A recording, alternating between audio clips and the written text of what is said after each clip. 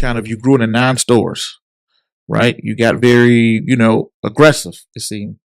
And then in 84 it came out of nowhere. Yeah. What happened in 84 and 85? Well, what happened here in Colorado is the oil companies left Colorado. They all went to Houston, and the oil business went down tubes. The savings and loan companies were all going bankrupt. Colorado population was going down in 84 and 85, not up. Normally it's up. 2045 was probably the only years it ever went down, going down those years. So things were really tough. So what I did is I closed 5 stores. I had stores in Montana and Idaho, Wyoming, and Colorado. And I had 4 stores in Colorado, and I closed all the stores except my 4 stores in Colorado because they seemed to be okay. It looked like they were going to work it out. So that's the other thing I think about business is a mistake. If it ain't working, do something about it. Don't fall in love, let's say, or So I just decided it ain't working in Idaho, and Montana, closed the stores. Okay, so you closed the stores, then you sold the furniture for I want to say half the price, something like that. Yeah. Would you even cut the profit when you were selling the furniture? Yeah, we sold it at cost. Just we needed to turn inventory. I had a lot of inventory, and I needed to turn that inventory. The only years I was ever slow playing creditors was 84 and 85. I know you said you hated not paying bills. bills. I hated that. I hated this creditor called me, Jake, where's my money? And I didn't want to lie to him and say a check's in the mail. So I wanted to give him an honest answer, and the way I did, I just sold stuff cheap, and we did business. Nice thing about furniture, if you sell it cheap, people buy it. It's weird. Wow. So why companies don't do that? Why companies just don't say, you know what, it's working for Jake, working for him for all these years. How about we just cut the price? Why furniture stores haven't really adopted that? Yeah, to give you that, Yeah, you're right. There is so many of them that they just feel like they have to make margin. I mean, that's kind of a sickness in the furniture business, that they got to make margin, profit. And I guess maybe because I'm not born in the furniture business, I don't have that mentality or that inheritance that you got to make a margin. And like they used to brag, in fact, they still do. So you still get reports. Our margins are 40% or 50%. They brag about it, And not me. I'd like to brag how small my margin is and still making money. Yeah. So you just say, hey, just cut it down, take less, but get more volume. That's just right. Keep the volume going. That's right. Versus everything else. Okay. Well, you came out of you made it out of 84, 85, and how did the business take? So would you agree with that?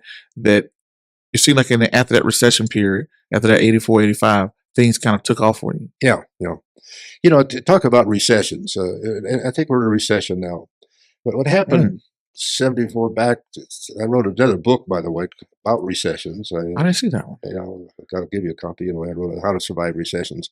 Oh, God. Because I've been through 7 of them. You've been through 7? I've been 7 recessions, I think. Yeah, that's true. For many years. Now, for years, the government just sort of closed their eyes, they never did much about it.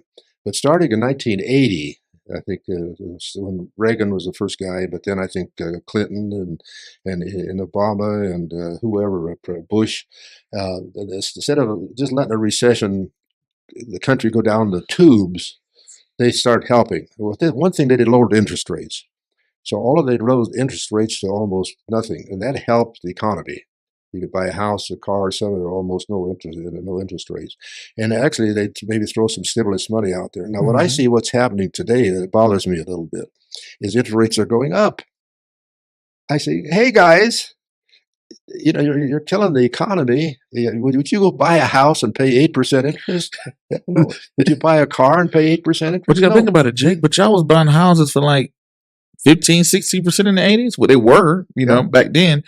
We've cut it so low that we're so used to being low. We're spoiled. Yeah, we're spoiled. Everybody's like, where's that 2%? It's not 2% interest? Oh, my goodness. So, you look at before 08, interest rates were about 5% or something like that.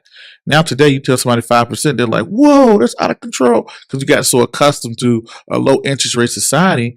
But they're thinking, how's we going to get rid of this inflation? Yeah. Well, I think inflation is okay. Mm-hmm. There's nothing really. We've always had inflation. Yeah. Man, I used to pay a nickel for a candy bar. Oh my God. For a pop, a Coke used to cost a nickel. You know what I mean? Mhm. We've always had inflation. So I think a little inflation is great. The excessive inflation is not good. But at the same time, what I'm worried about is we're going to kill the economy. And that's what's happening. Look at Amazon, just laid off 100,000 people, Yeah. you know, and the Wayfarer and all these stuff, big kind of laying off tons of people. The trucking business is laying off people. Mhm. And that worries me a little bit that we're really killing the economy. And part of it is because of the higher interest rates now is about 8%. Mhm. Well, 8% is ridiculous. That just kills the economy. And they should not worry that much about inflation and keep the economy good, keep jobs, Mhm. keep businesses going. Don't let businesses go out of business.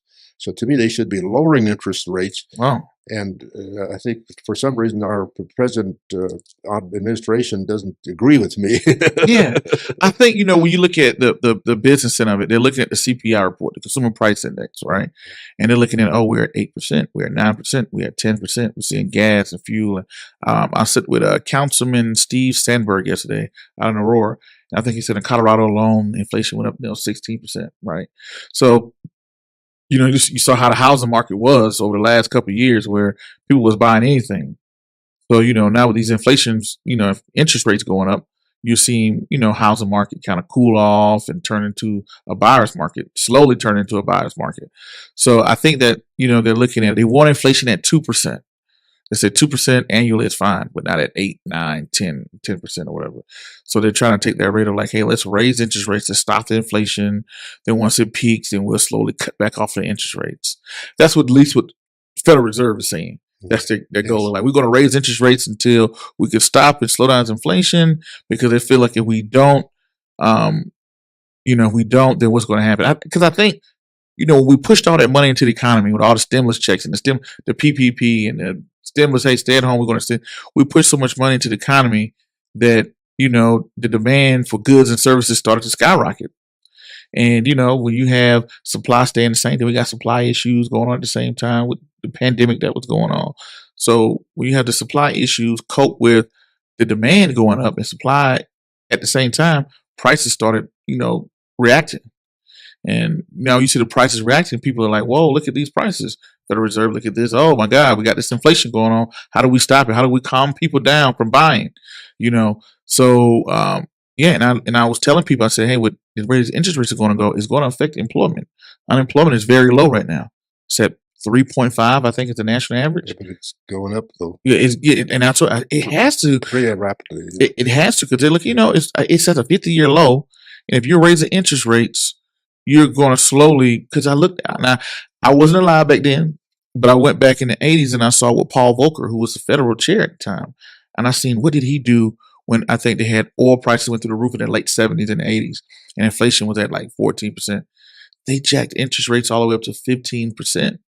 Pretty much put us into a self-induced recession, right? Then, but they were saying, hey, we went into a recession and, we kind of came out of it. And I heard a guy say this, and I thought it was pretty cool. He was saying how alcoholism and inflation go hand in hand. He was like, when you're printing money, it's like drinking alcohol. You feel the good effects first. Everybody goes out, blah, blah, blah, blah. So you only feel the bad effects when you stop printing money. That's when you start to feel the bad effects. And he said, guess what? The bad times come first, or when you withdraw from alcohol, but the good times will come later. So it's like, hey, you're going to have to suffer some bad times when you stop printing money. But bad times are going to come first, but the good times are going to come later.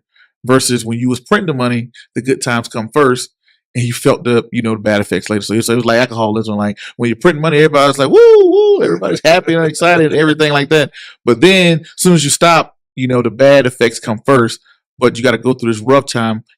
How you was able to buy American Furniture Warehouse back in '75 on furniture, out here, and then the good times will come back. What do you think about that?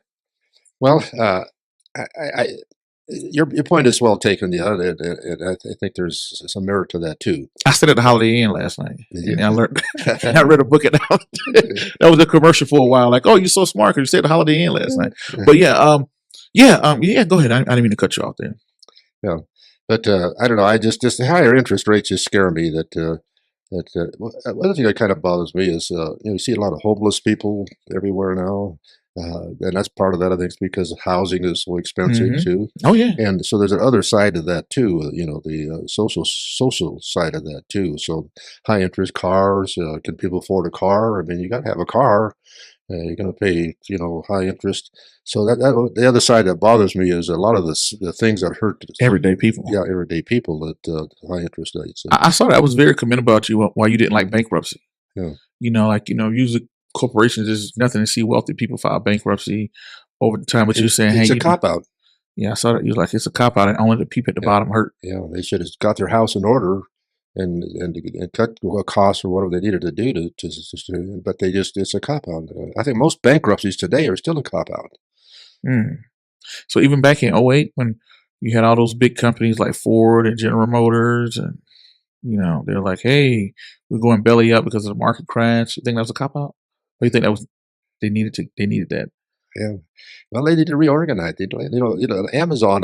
Amazon just well, they built a new Amazon thing right by my store, my main store. Hmm. It's a parking lot for vans. Mm. You drive by the Amazon building out here in Thornton, they must have 500 trailers parked out there. Now, come on. I mean, to me, that's just poor businesses. They overbuilt, overspent, bought products they Overextended. can't use, overstated, and so it's coming home to bite them. So I think they need to live with other means and run a business as a business and not try to Playhouse. dominate. Yeah, yeah.